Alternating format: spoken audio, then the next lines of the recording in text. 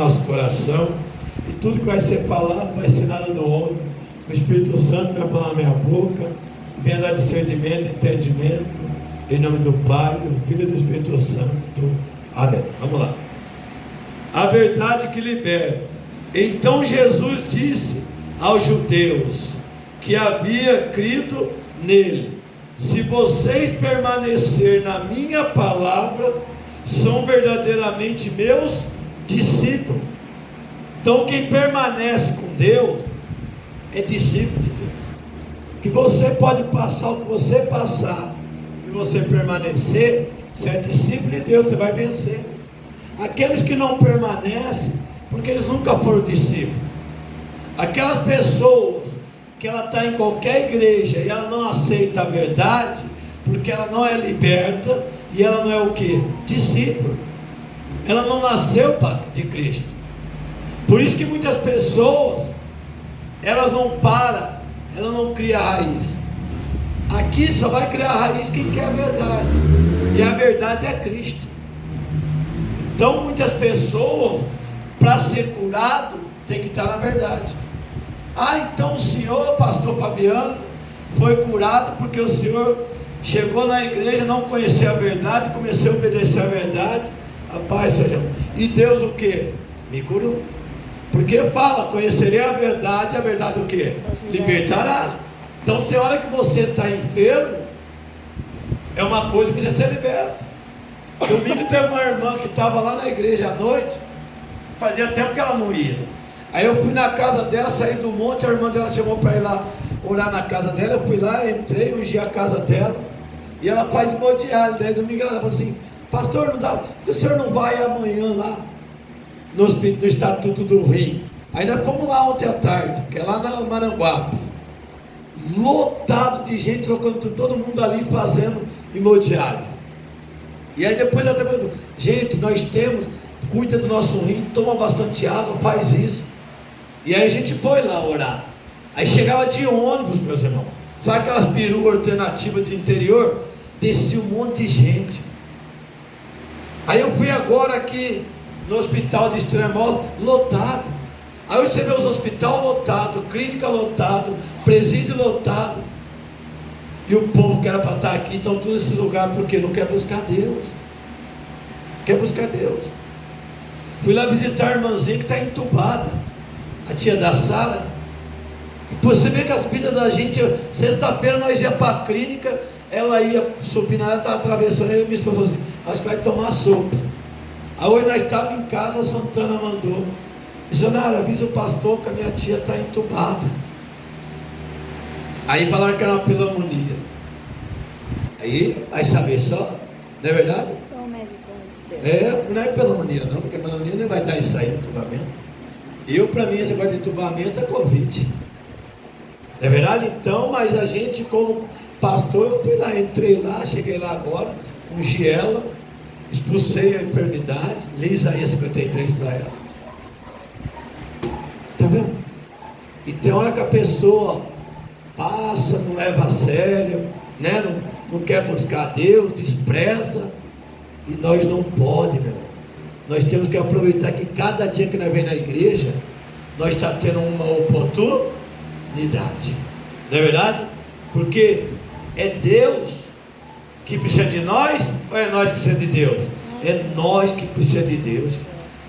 E que Deus se agradar de você, você obedecer, Deus te dá tudo. E Deus cuida tanto da gente. Sábado mesmo Deus não deu livramento para nós. 4 árvores que caiu ali, nós chegamos de fazer o batismo.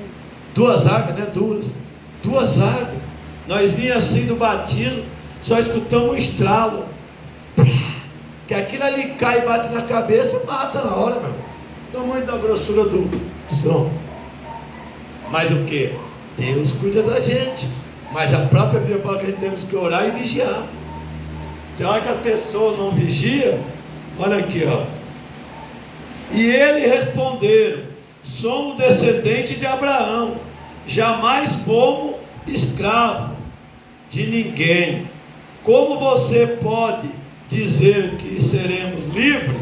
Jesus respondeu: em verdade lhe digo, que todo o que comete pecado é escravo do pecado. E todos nós sabemos qual é o salário do pecado: a morte. A morte. Então nós temos que se livrar do pecado. Hoje o pastor prega sobre o pecado, o povo não muda, o povo quer mudar de igreja. Não é verdade? Quer mudar de igreja, não quer aceitar. Quarta-feira mesmo eu estava falando aqui, pregando sobre o pecado, falei para a pessoa sobre o pecado, daqui a pouco a pessoa ficou emburrada na quarta, na quinta não veio, na sexta não veio, e no sábado mandou uma mensagem: pastor, eu não vou mais não, eu vou voltar lá para aquela igreja, porque a pessoa gosta de estar em lugar que prega o que ela quer, não é verdade? Que prega o que ela quer, mas tem muito lugar que está igual a porta larga. Eu prefiro a porta estreita, quem concorda comigo? Não é verdade? É estreita. Porque, meu irmão, aquele que está preocupado só com algo dele, ele não vai pregar aquilo que vai doer em você. Mas eu prefiro aquele que prega sobre o pecado. Por isso que eu estou aqui, porque eu encontrei o pastor Antônio, que hoje é o bispo Antônio, que está lá no Acre, que quando eu cheguei com a minha vida toda destruída, ele pregou sobre o pecado, e eu saía, e eu falava: não, é eu que tenho que parar de beber, é eu que tenho que parar de mentir, é eu que tenho que parar de fazer isso, eu tenho que acertar.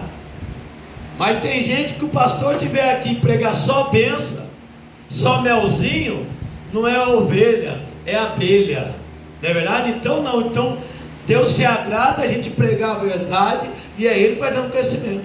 Porque eu prefiro pregar para um irmão, mas esse irmão daqui a pouco aceitar Jesus, ele vai mudar. E Deus está trazendo pessoas que igual. Porque semana passada o homem que a gente batizou, ele estava numa igreja lá, e ele falou que não dava, a vida dele destruída, com uma pessoa dentro da igreja e o casamento destruído. Porque quando você vem, você obedece, a sua vida é Deus reconstruir seu casamento. Eu tenho o seu João aí, ó.